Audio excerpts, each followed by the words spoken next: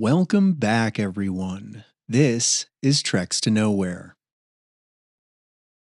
You have now heard both the epilogue and prologue to my 2012 Barkley Marathon story.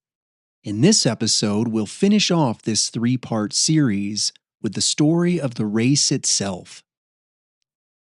Much of the dialogue within this episode that you will hear will be taken directly from my race report that I put together in the weeks following my run.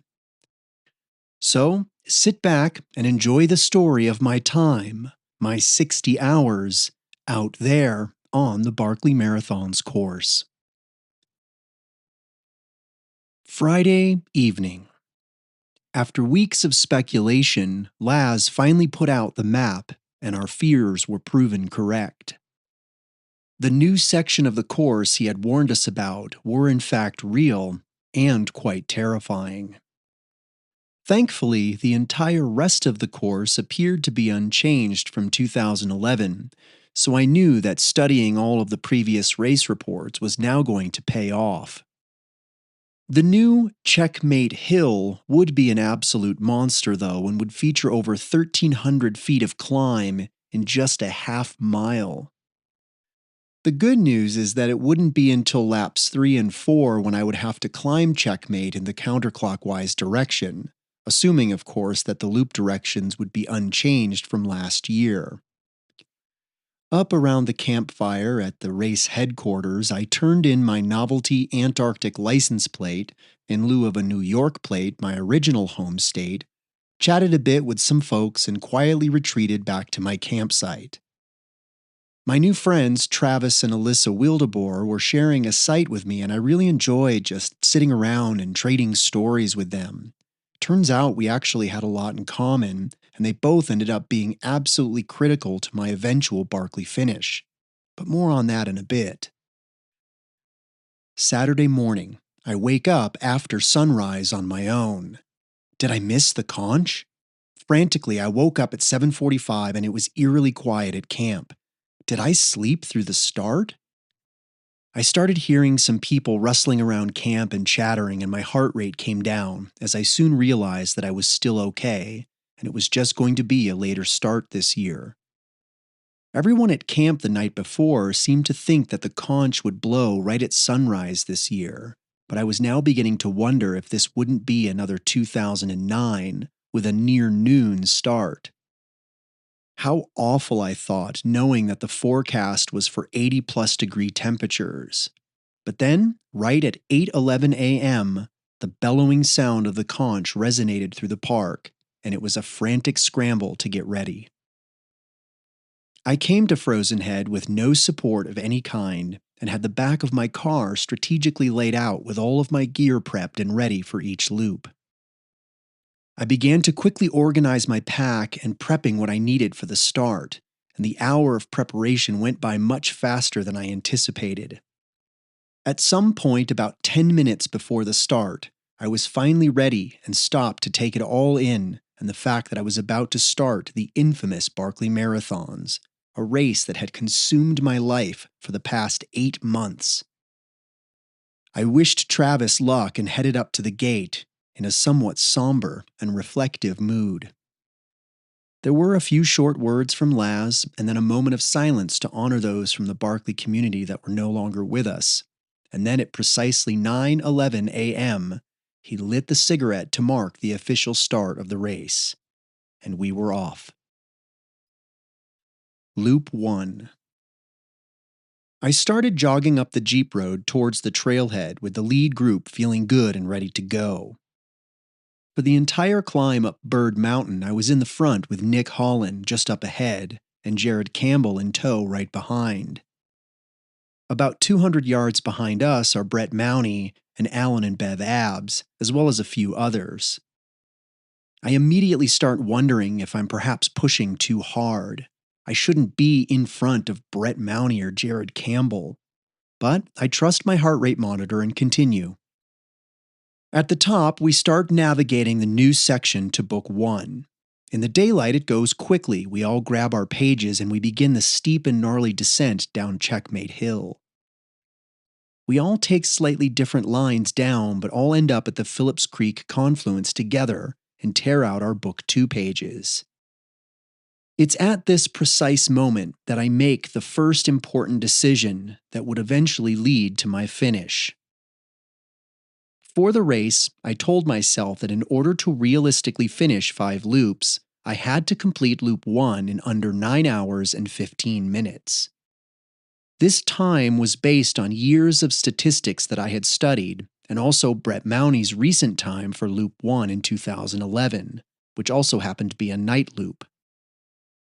As we started the subsequent climb up to Jury Ridge, I decided to hike my own pace in order to aim for that 9-hour mark. The lead group was just pushing so damn hard, and I knew I would burn out if I tried to hang with them. It wasn't necessary to do a sub-8-hour first loop, so I let them go. For the entirety of the North Boundary Trail, I was essentially by myself, with Byron Backer just in view up ahead. I ran solidly on the flats and downhill sections and power hiked as fast as I could on the climbs. All of the hill training was definitely showing and I felt strong. I made it to the garden spot in under 3 hours and began navigating to Stallion Mountain. I needed water badly and got to where I thought the water drop was, and there was no water. I eventually saw Byron come up behind me and I asked him, "Where's the water drop?" He replied, "Oh, it was back there about a quarter mile down the hill. Didn't you see it?" In a fury of frustration, I sprint back down the trail, heart rate redlining, find the drop, fill up, and sprint back. The whole ordeal cost me about 15 minutes, but I needed the water desperately. Going over the top of Stallion went well. I grabbed the Yellow Peak book page and then met up with a large group up on top that had passed me while I was sprinting back for the water. Paul Meltzer was in this group and offered me some encouraging words. We funneled our way down the Fikes descent fairly successfully to the New River, where I opted for the wet crossing out to the highway, as opposed to the fabled log crossing. Little did I realize this would come back to haunt me later. On the other side, we gathered the Swamp Book at the base of the Testicle Spectacle and began the muddy, briar-infested climb to the top. I made it up to the top and was welcomed by some of the film crew, and I made quick work going down the other side, Meth Lab Hill, and contoured nicely around to Raw Dog Falls and Book 6. At the climbing wall, I freely and openly cowered to its insanity, admitted my feebleness, and chose the Pussy Ridge option going around the long way. Once around the back and on top of the wall, I jumped down the small valley to the Rusty Barrel and climbed up to the highway near Pighead Creek, still by myself. The Pighead Creek climb was a little confusing at the bottom, but once up on the old Jeep paths, I followed it up nicely to the coal road. The confident smile that I was wearing on my face was immediately wiped clean as I turned the corner and looked up the monumental Rat Jaw. Holy hell, it just looks so damn intimidating, despite it actually being not as bad as some of the other climbs. Right as I started up the climb, the lead group came charging back down. They were now about 40 minutes ahead of me and still running hard. I pushed up the climb and was greeted by dozens of cheering spectators at the tower. What a nice surprise. I said hi to Alyssa, told her Travis was just behind me, and then headed down myself. I passed Travis just 10 minutes later and then motored my way all the way down to the prison at the bottom of Ratjaw. At the base of the descent, Tim England caught up to me after I took a wrong turn towards the prison and had to backtrack. We worked our way down to the tunnel, the correct way, got our feet wet again, grabbed our pages, and started the climb up the bad thing along with Nick Holland, who also caught back up to us. Apparently, he got lost all the way back at Book 1 and had spent the entire day trying to catch back up. The climb up the bad thing was confusing, but we still made good time up to the Indian Knob at the top, where we nailed the right capstone dead on. Now came the part of the course that I was most nervous about. In all of the race reports I had read, The Beach Fork area seemed to cause the most problems for runners. I was admittedly worried about screwing it up, and without my altimeter, I felt naked. Tim, Nick, and I agreed to navigate together, and we managed to steadily make our way right to where we needed to be. Luckily, Nick ran last year as well and remembered some key visual markers. I made sure to take compass bearings on the way down to double check and tried to memorize any landmarks that I could. The beech tree was just as described in the instructions, and I let out a huge sigh of relief when we arrived. That wasn't so bad, I thought. Of course, doing it in reverse at night was still to come. The climb up Big Hell was endless, but got us right to the capstone with Book 11. Again, I took multiple compass bearings.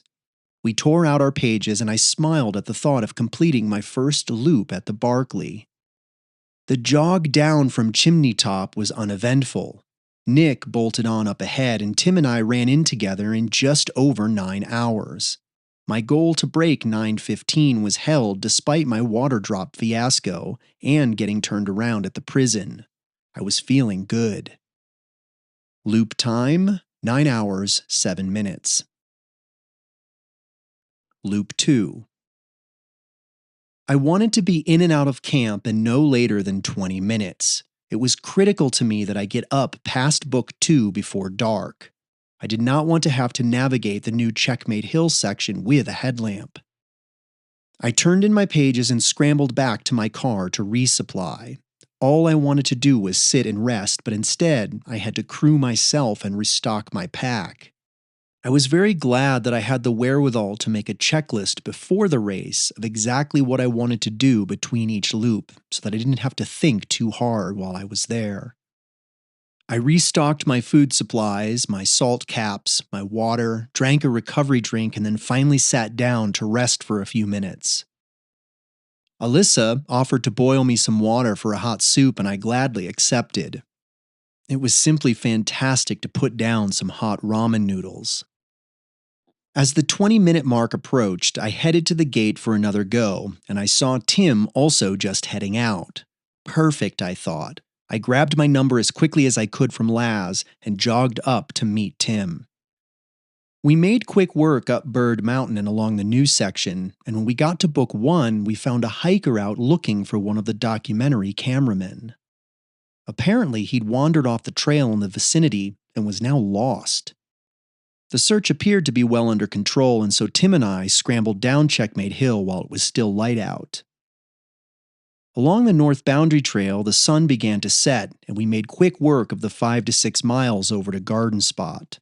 This time, I quickly got water from the water drop, and we both scampered along the Stallion Ridge with no issue. The first real test would be the descent down to the new river in the dark. I showed Tim the way that I now knew, and it worked again perfectly. After a little confusion at the new river trying to find the famous log, we opt again to just get our feet wet and pop out right where we're supposed to. Feeling strong, we powered our way up the moonlit testicle spectacle, acquiring many new briar bites, and stopped for a snack at the top. The Raw Dog Falls section and Pighead Creek also went smoothly, and I was starting to get a little more confident in my navigation. As we began our climb up Ratjaw, though, I noticed that Tim was starting to fall behind a bit. I just figured he'd catch me at the top, so I continued to motor up. When I did get to the top on Frozen Head, there were a bunch of random and non-race people camping out there and cheering the runners on. Alyssa was also up there deciding to night hike up and wait for Travis. We chatted briefly while I refueled, and Tim finally came in, but looking completely spent.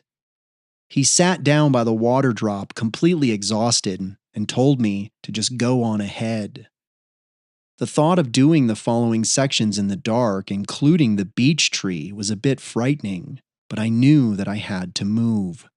This was the second big decision that led to my eventual finish. I didn't want to leave Tim, but I knew that I had to. I headed back down Ratjaw solo and again passed Travis on the way down. At the prison, I wasted no time getting work done and heading over to Razor Ridge and up the Bad Thing. I pulled out my compass and carefully but steadily made my way up to the Indian knob and hit the correct capstone. Then, with all of my concentration, I began the descent down to the beach fork area alone and in the dark. I stayed on the correct heading and trusted my compass, and after what seemed like ages, I finally saw a landmark that I recognized and knew that I was going to be okay. The sound of water got louder, and eventually I emerged right at the confluence. I looked up, and sure enough, there was the beech tree. I gathered my book, and the climb up Big Hill was again endless, but I knew if I just kept going up along the ridge, I would eventually top out at the capstone. What was nice about the chimney capstone is that it is the absolute farthest one south. So, I knew if I arrived at a stone, but could still see another one to the south, then the one I was at must be wrong. I did arrive at the book exactly where I was supposed to at the correct capstone, feeling extremely confident now. Nothing was going to stop me, I thought. I was so thrilled at how the second loop had played out that I ran a good clip all the way back to camp, showing up just 20 minutes behind Alan and Nick and only 9 minutes behind Bev. Total loop 2 time, 10 hours and 20 minutes. Total race time, 20 hours flat. Loop 3. I went through my routine again at my car. I resupplied, put on dry socks, ate some food, changed shoes, the usual. Alyssa again made me some spaghetti, and I wolfed down some Snickers bars. The thought of the next loop was starting to get me worried. I felt that I got somewhat lucky on loop 2 and was worried that that luck was now going to run out. But then I soon realized that by the time I reached Chimney Top in the counterclockwise direction, the sun would be starting to rise again. Just as I'm about to head out, I hear that Bev is still in camp and would like some company. Fantastic! We gather ourselves, say our goodbyes, and head out for our first counterclockwise loop together. The chimney top climb on the Candy Ass Trail goes smoothly, and after hitting the book, we very cautiously make our way down Big Hill. I'm taking bearings, but start to fear we might be on the wrong ridge line. Down, down, down we go, but still no water. Finally, right as I start to panic a bit, I hear the creek. When we pop out at the bottom, though, I'm uncertain if we are downstream of the confluence or upstream. I start heading downstream for quite a ways and find nothing, and finally we make the command decision together to turn around and go back upstream as we simply don't remember the creek being so wide. After another 20 minutes or so, we finally come to the confluence. Thank God, crisis averted. While we did lose 20 minutes in the ordeal, it could have been much, much worse. Going up zipline was also a bit confusing, but I managed to spot the right capstone from fairly far down the mountainside, and we ultimately hit it spot on. As my confidence continued to grow, we made our way down the Bad Thing and the drainage right at Razor Ridge. From this point, I knew that I could nail the rest of the course very confidently, except for maybe Checkmate Hill. Needless to say, I was feeling really excited that we had made it through the toughest part of the loop. As we began our climb up Ratjaw, though, I started building a gap on Bev, but she always managed to eventually catch back up, so I wasn't too worried. At the top, we fuel up, turn around, and quickly make the long loop down Pighead around Raw Dog Falls and back up Meth Lab Hill. Going down Pighead was a little confusing, but I was able to discern the faint jeep roads well enough to navigate. After a slippery and tick-infested descent down Testicle Spectacle, we finally made it to the new river. I could tell Bev was starting to slow up a bit, but she told me she just really wanted to get up Stallion safely, as that was what she was most uncertain about.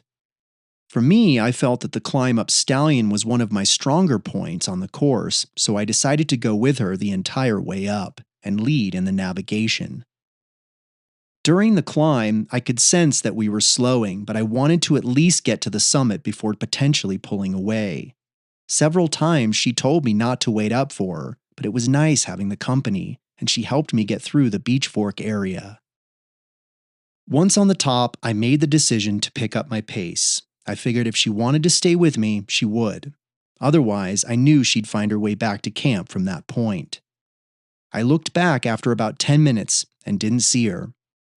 Part of me did want to wait for her, but then I thought of Andrew Thompson's advice to Jonathan Basham that you must run your own race, and I made the decision to break away. I pushed hard for the rest of the loop. I wanted to build on whatever cushion I had. Plus, as checkmate neared, my worries began to escalate a bit. This was the one tricky place I had yet to do in reverse. I made fairly quick work of the north boundary section, and in a few spots I got hit with some flash rain showers. The lightning and thunder was a bit scary, but it all passed by quickly. As I was descending down to Phillips Creek, I could see Alan and Nick from a few switchbacks up. I had effectively caught back up to them. I yelled down, but they didn't seem to hear me, and they began to head up Checkmate Hill on the other side. It looked like I would be tackling Checkmate Hill on my own. I pulled out my map and compass at Phillips Creek and took a proper bearing up the right of the small drainage that was defined as Checkmate Hill, and I began climbing. Sweet Mother of God, was it steep. It was also painfully slow. I felt like I was making no progress at all and still couldn't see the ridge at the top. Was I heading off course? It's only 1,300 feet of gain, right? Panic sets in a little, but I tell myself to trust my compass. After one final exhausting pitch, I find myself on a small unfamiliar ridgeline. I walk along it for a short section and pop out right on the coal road where Book 1 is located. Splendid. I make the decision at this point that if I do somehow make it to Loop 5, I will beg and plead to go clockwise, as I really don't want to do that climb 2 more times. Of course, that decision wouldn't really be up to me. It would depend on how many other people made it to Loop 5. After a very well-deserved sigh of relief, I bolted down the Bird Mountain Trail back to camp, passing a few day hikers in the process. Day hikers with rather confused looks on their faces. I arrived at camp to some hearty cheering and some congratulations on my 3-loop fun run finish. It was a bit surprising because honestly, I could only think of the 60-hour time limit and had completely forgotten about fun runs. Alan and Nick had come in just 7 minutes before me, and I made the decision to move quickly in camp so that I might be able to head out with them on Loop 4. Dreaded Loop 4. The nighttime reverse loop. Scary stuff.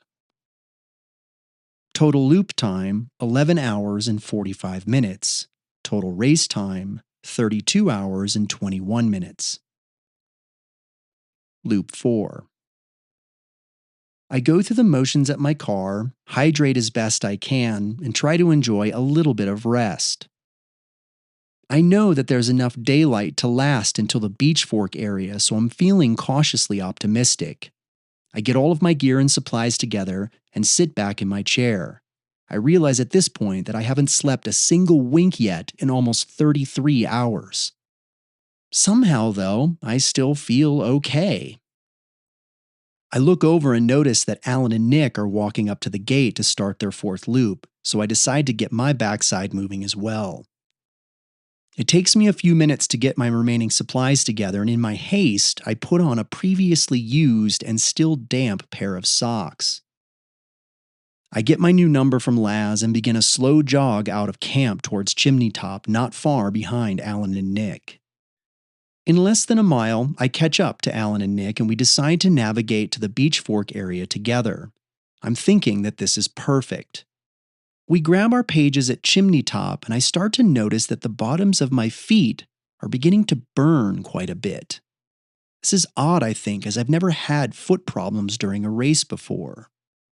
We scramble down Big Hill together and end up going all over the place. Somehow we completely botch the bearing, and even between the 3 of us, we wander around looking for the beech tree for what seems like an eternity. Finally, we find it, but by this point it's almost dark. And then came the climb-up zip line. For whatever reason, the climb-up zip line was a complete disaster. We followed the old Jeep road correctly, but then lost our course for a long time.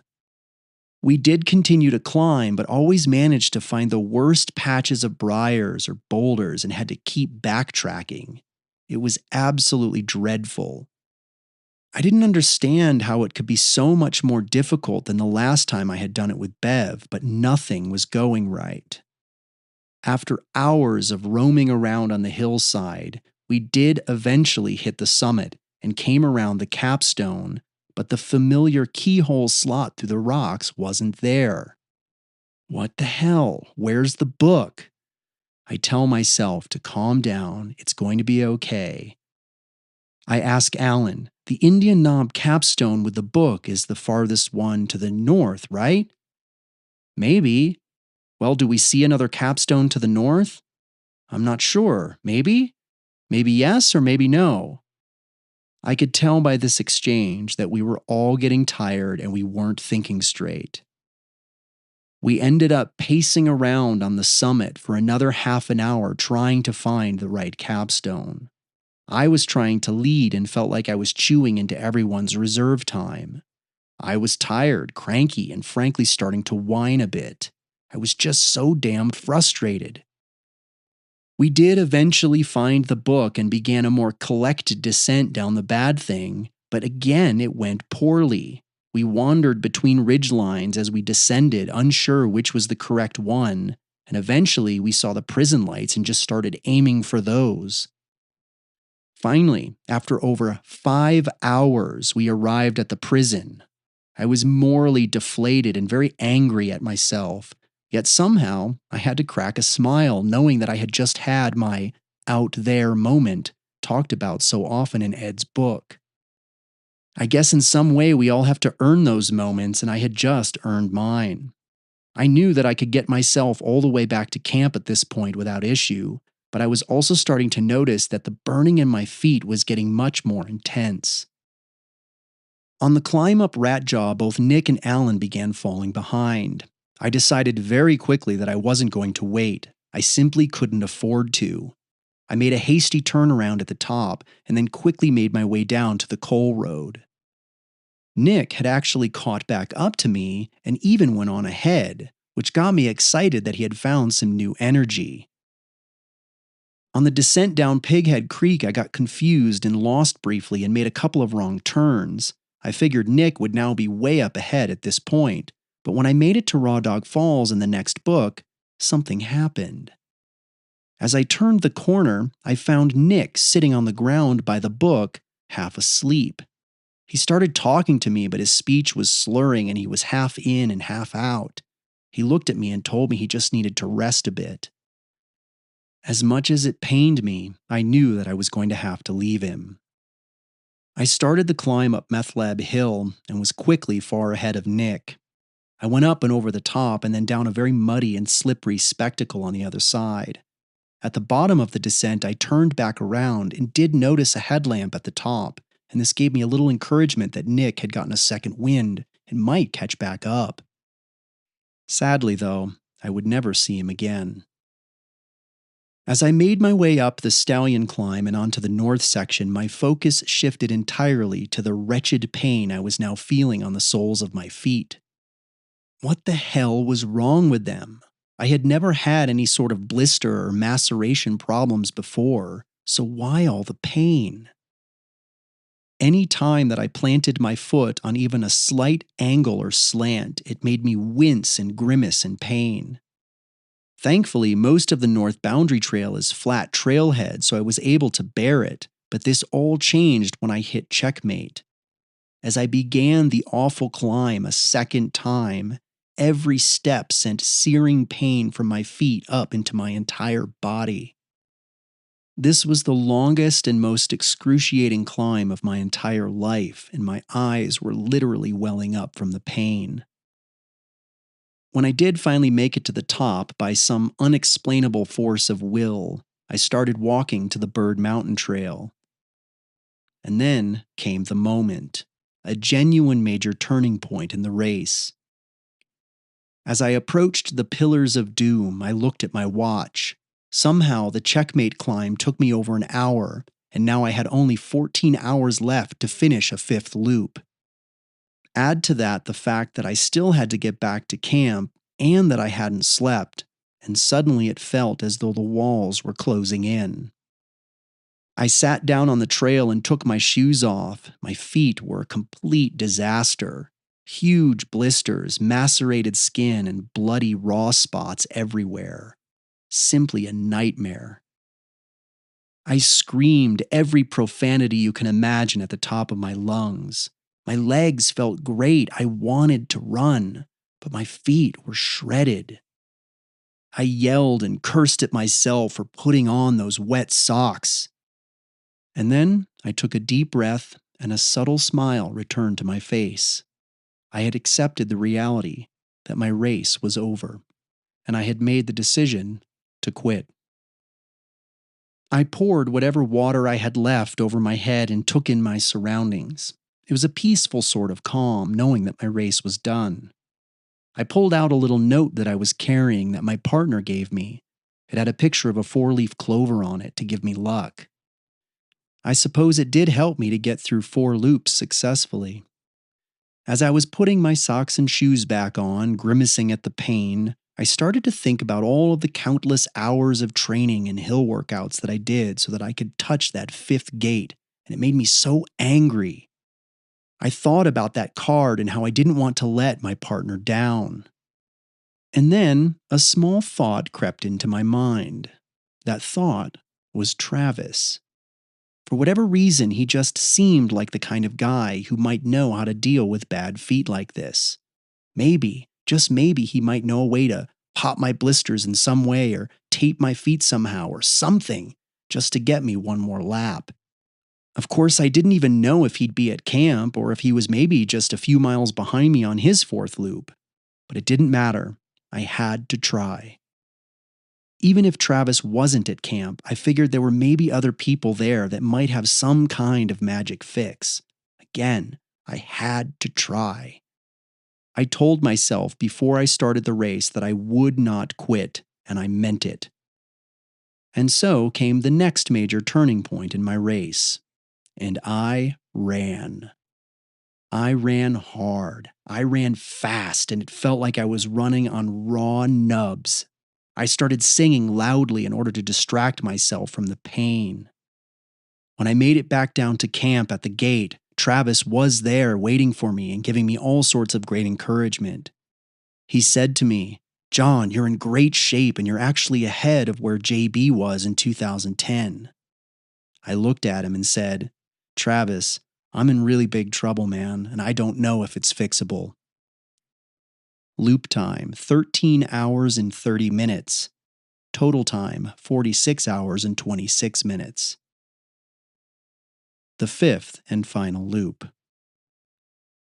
As we walked down to the car, I found out that both Alan and Nick had also dropped, so now I was the only remaining person on the course besides Brett and Jared. I went through a chaotic process of blister popping and draining, supergluing, taping, cornstarching, and various other homegrown remedies. In the end, my feet were a powdered, glued, taped fiasco, but they felt much better to walk on. Paul thankfully gave me a nice warm and dry pair of socks to wear, and I switched back to my other shoes.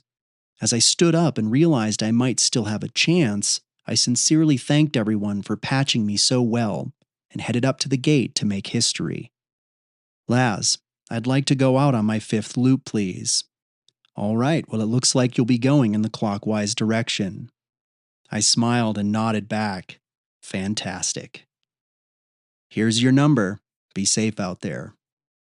I looked down at my watch and I had exactly 12 hours and 45 minutes to finish my 5th loop. As I left the gate, I waved to everyone and thanked them. As I make my way up the trail, I can faintly hear Ed Furtaw saying back at camp, "This is historic. There's never been 3 runners on Loop 5 before." And now I was in sacred territory, the magical and coveted Loop 5. I simply couldn't believe that I was now included in that exclusive and special group. Regardless of the outcome at this point, I was very excited just knowing I was on my 5th and final loop. Still, I thought, don't blow it.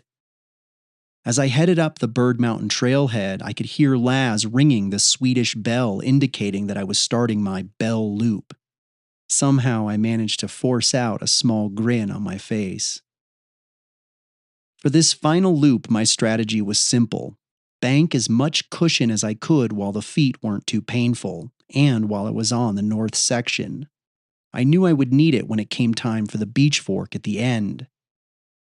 Somewhere on the climb up to Bird Mountain, I suddenly realized that I still hadn't slept, and I immediately began to think that I was setting myself up for one of those ridiculous 2005 type stories where I end up wandering the course in a delusional sleep-deprived haze. There was really nothing I could do about it now, though, so why worry? I had caffeine tabs if I needed them, and surprisingly, at 47 hours, I was still functioning fairly well. The descent down Checkmate was painful and slow, but I hit Phillips Creek right on the mark and began the long process of making my way over to the garden spot. I ran whenever I could and kept thinking that I was building a great cushion, but what I didn't realize was that I was barely holding on. I hit the garden spot in a little under 4 hours and hopped right over to the water cache. When I got there, the sun was beating down and it was hot. I sat there baking and drank almost an entire gallon of water. I poured another gallon over my head and it felt incredible just to drop my core temperature. Super refreshed, I made my way up to the ridgeline of Stallion, and as I neared the crest, I looked up and saw Jared coming towards me. This was it.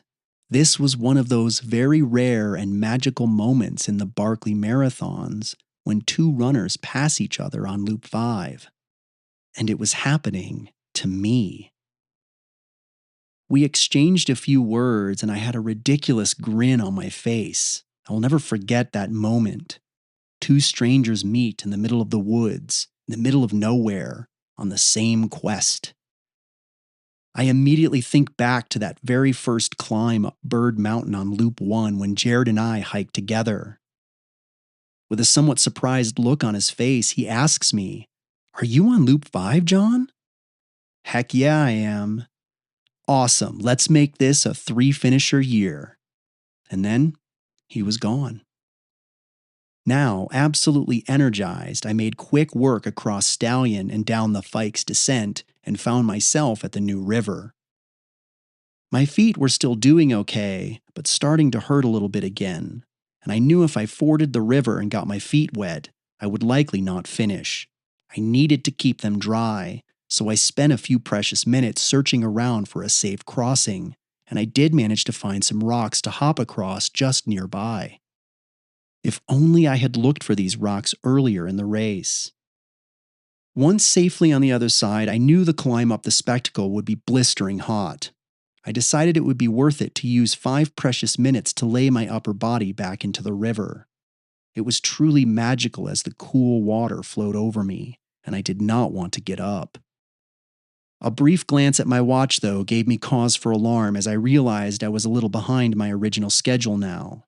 I hurried across the street and grabbed Book 5, being careful not to step in the swampy water. As I climbed Testicle Spectacle, I was greeted by the last of the film crew at the top. Apparently, they were waiting for me to show up. As I hit the summit, I heard one of them radioing back in.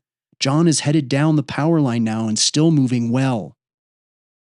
The area around Raw Dog Falls went okay, but the climb up Pighead Creek went painfully slow and I had to stop many times to rest. I just couldn't get any momentum going, but then I remembered I had some caffeinated gels and decided it was finally time to bust those out.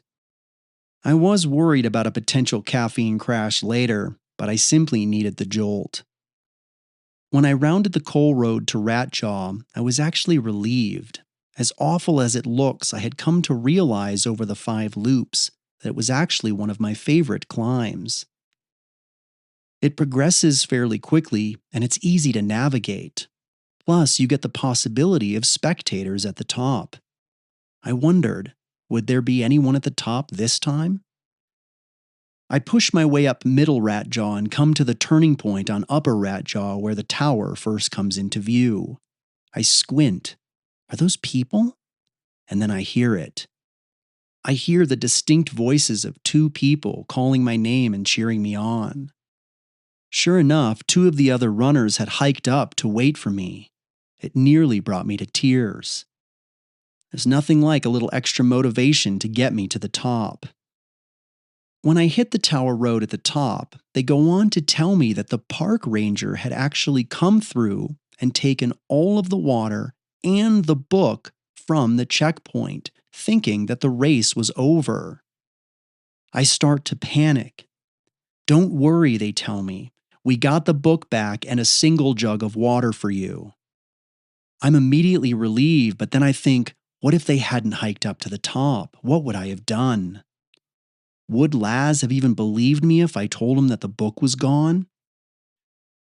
I wasted no time eating, hydrating, and filling my bottles. I wanted to be heading down from the tower with 5 hours remaining.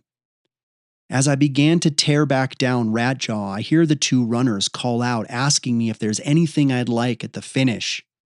I yell back to them that the only thing I want at the finish is a chair to sit in and maybe some Ben & Jerry's chocolate chip cookie dough. As I headed down Ratjaw, I was right at the 5-hour mark, so right on my self-imposed schedule. I would have no time cushion for mistakes, however.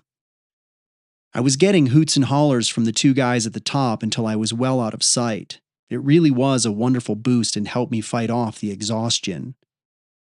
When I hit lower Ratjaw, I slipped on some loose soil and experienced a horrendous 30-foot butt slide along a rather unpleasant patch of briars. Needless to say, I received some rather awkward scratches and wounds in many places that the sun doesn't shine. It only figures that it would happen at the end of Loop 5. At the prison, I'm finally faced with a serious dilemma. There really is no easy way to keep your feet dry in the tunnel. I try as best I can to walk along the center rail, but at the end, I am reminded that you have to walk through the one final deep section. I pause for a few moments pondering what I might do, but given my lack of any sort of time cushion, I simply say screw it and I dunk both my feet into the water. After grabbing my page from the prison book, I hastily begin my climb up the bad thing, now frantically trying to do the time math in my head. The problem is that my mind is incapable of doing any sort of math at this point. I am trying to somehow rationalize that if I can get up the bad thing in under an hour, that it's a good thing for some reason. When I get to the top, I find myself at the wrong capstone, but then I can't remember if the Indian Knob Stone is the furthest north or the furthest south, and I start to lose it. I stumble along the ridge to the next capstone, and luckily it's the correct one. I had found it in about 50 minutes from the prison, so I convinced myself that this was a good thing, but then I can't remember why.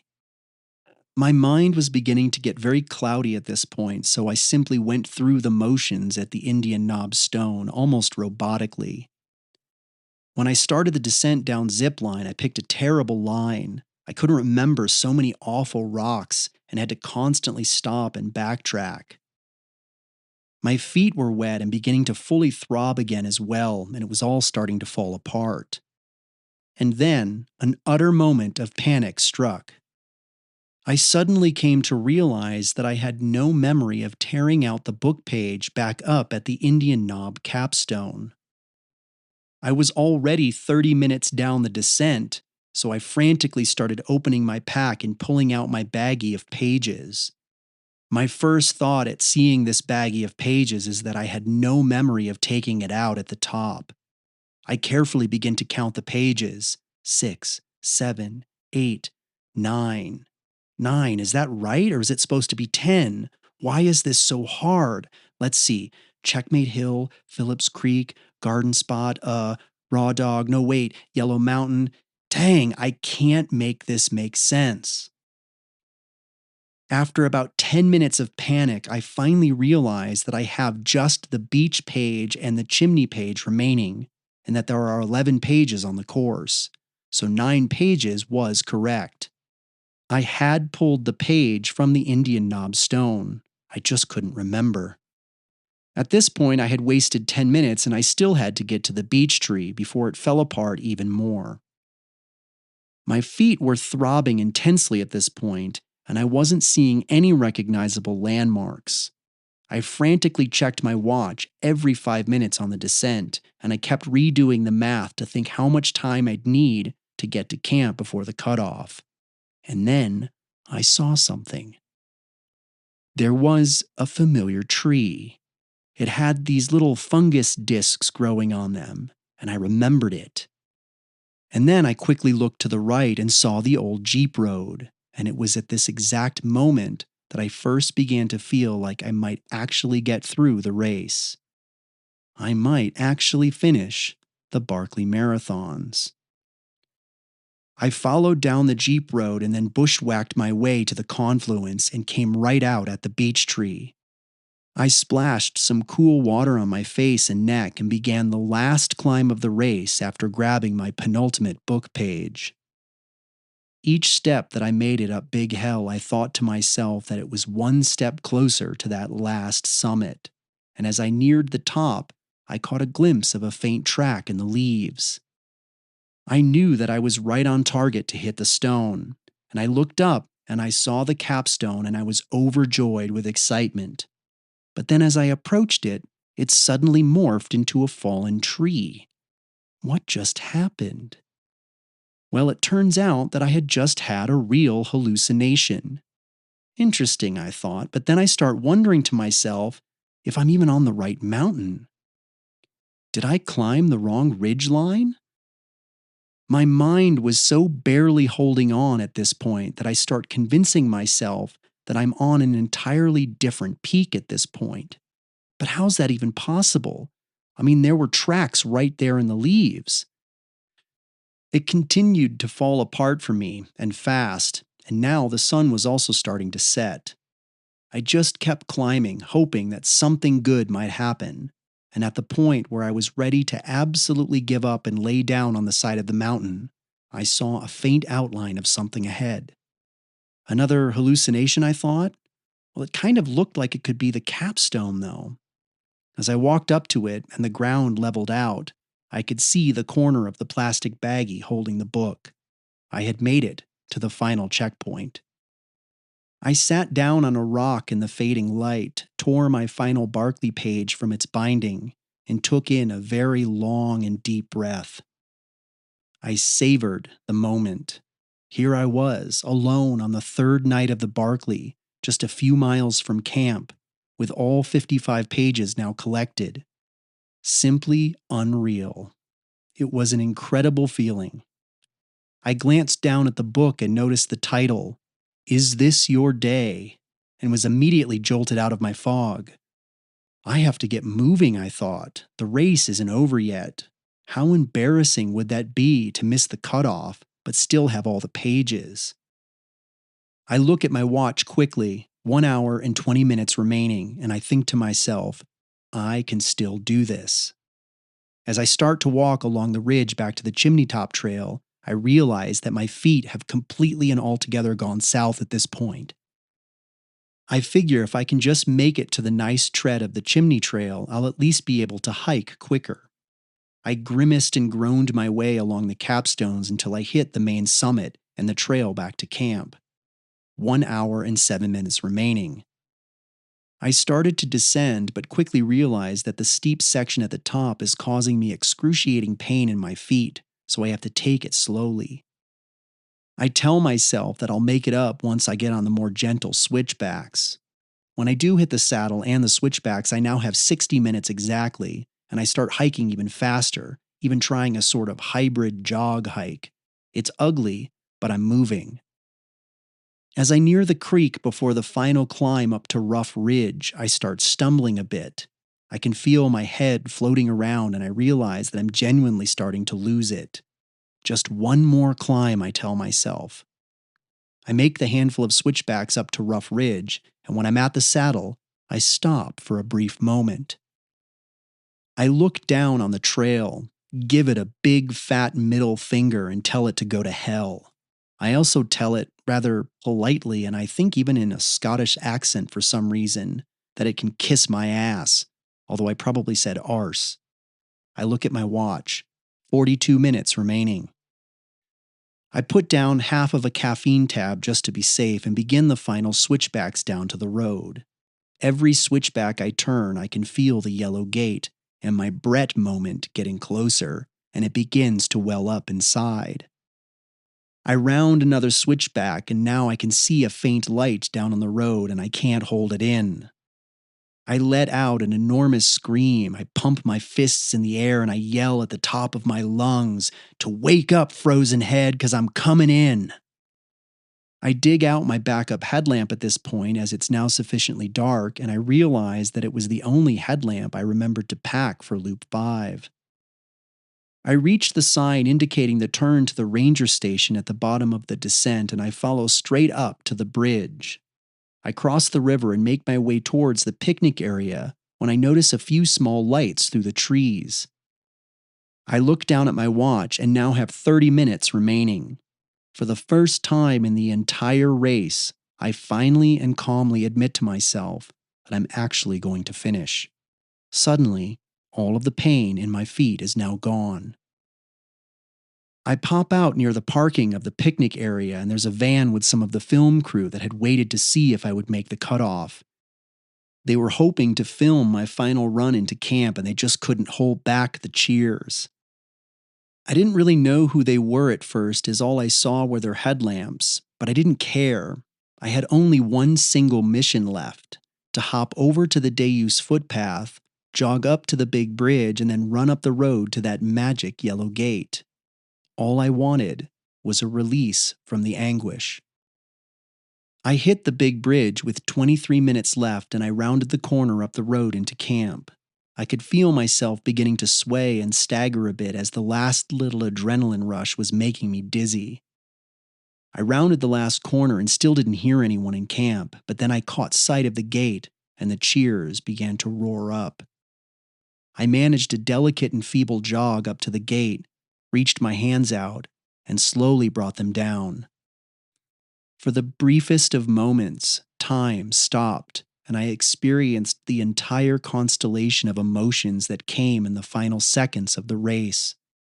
I now found myself in that moment of Brett's photo and knew exactly what he had felt. As I brought my hands down, I also lowered my head and touched the gate with both hands and my forehead at the same time. I paused for a brief moment and then looked up at Laz. Final time, 59 hours, 41 minutes, 21 seconds. And there it was. I was now standing at the gate after a 5th loop at the Barkley Marathons, living what it felt like to have actually done it. There are still no words to possibly describe that feeling, but it is a feeling like no other. I am, and will always be, a Barkley finisher. Thank you so much, everyone, for following along as we went back to revisit my adventure at the 2012 Barkley Marathons. On a more personal note, I do want to say that I genuinely enjoyed going back to revisit this unique chapter of my life, and I hope that you also enjoyed it as well. We now have just 4 episodes remaining in this second season of Treks to Nowhere, and in the next episode, we're going to go all the way around the world back to Tasmania to revisit my multi-day adventures at the Derby Trail Festival. Take care, everyone, and be safe out there.